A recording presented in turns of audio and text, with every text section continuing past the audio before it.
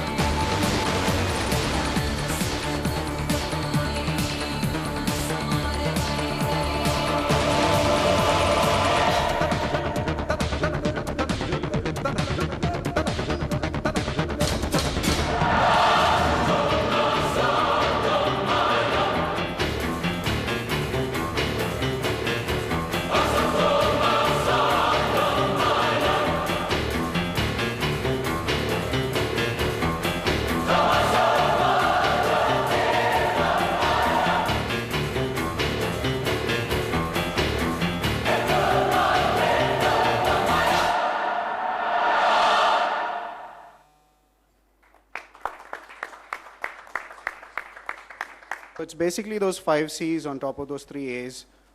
And I'll quickly run you through some of the aspects of it. What we actually bring together and why this is very different from traditional e-learning is that our focus is to a very large extent on interactivity. It's not just provide content to your distance learning students and then let them fend and work on their own, but actually create an environment where all 300,000 of them can actually interact with each other and create such a rich social community. As also with thousands of teachers who are part of our ecosystem, and share their doubts, mentor, talk with each other, etc. And that's where the collaborative model really comes in from. So we've got a whole host of content, learning objective driven, text material which people can actually work on their devices, work both online and offline. Things like presentations, which people can actually walk through. There's also a whole host of articles and other information, because we strongly believe that in addition to the curriculum, which is just the part of the content which you need to go through, or what is dictated by your syllabus, there is a lot of material today which is actually happening in the world around us, which is also relevant to our students, and for it to be actually put together into a larger perspective. Which is where there is a whole large collection of articles written by our teachers, written by external experts. Right? There is also videos of different kinds. In addition to this, there is also two very interesting spaces. One is the common room. Now picture a common room where you have 300,000 students all coming together. So there is a humongous amount of content and interaction which they do. Very rich discussion groups. People work together, solve each other's difficulties. When we run chat rooms on this, there is a very interesting observation. Long after the teacher has actually stopped the official part of the chat, students are actually interacting with each other and answering questions. Interaction goes far beyond the curriculum. And there is also a workspace for each individual student where the student actually organizes their own material. It's like their folders and research material. Thanks. It's a real privilege for me to be here today to be part of the launch of EduNxt. EduNxt, I think, is a great example of the role that technology can play in helping to transform education, not only in India, but around the world. We believe technology has an important role to play in the process. The combination of software, broadband networks, and powerful, affordable devices actually makes it possible to put high-quality educational resources into the hands of any teacher or any student. Since 2003, we've reached more than 3,000 teachers, K through 12, and more than 10 million students in India. We are committed to working closely with government, local communities, and especially today, I'm excited, businesses, to expand access to educational opportunities in India. EduNxt will provide thousands and thousands of students with access to a world-class distance learning environment. EduNxt is really an important step towards using the power of technology to deliver an education that is based on personalized learning. By using appropriate technologies, we can help focus the contributions of the teachers, the parents, and the school itself on the critical goal of improving educational outcomes. Efforts like EduNxt are an important part, I think, of India's ongoing efforts to build a knowledge-driven economy. India possesses an extraordinary wealth of smart, talented, and passionate young people who are really trying to strive to create the new opportunities for themselves and their communities. Education is the key to unlocking potential. We're glad to have the opportunity to work with Manipal Education and Medical Group, with BSNL, on this EduNxt project.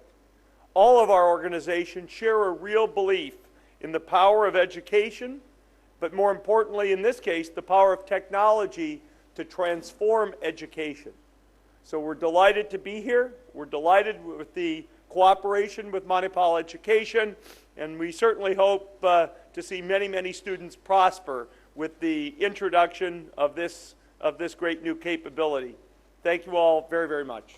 Let me first of all congratulate Manipal, and in particular Anand Sudarshan, his colleague Shiva, Satish, Dr. Ranjan Pai, who couldn't be here today, for their amazing vision and commitment to transforming education in India. I think 1.2 million schools, 250 million students, 20,000 colleges, I think about 6 million teachers and faculty. So on any metric, we're doing well. But yet when you look at the quality outcomes, we're failing as a country, right? We have 400 million Indians who are illiterate. Only 25% of people actually go to high school. Only 10% go to get a higher education degree. McKinsey about 3 years ago said that only 1 out of every 4 students coming out with an IT degree is actually employable without some sort of remedial education. So we're far from becoming the world's talent factory, notwithstanding that potential. And when you look at the fundamental challenges that have to be overcome, it's policy and regulation on one hand, infrastructure, a shortage of qualified teachers. There's no way this is going to happen in the next 5-10 years without using technology to transform education in the ways that we've just talked about. Now, this revolution in education actually requires breakthroughs in many areas.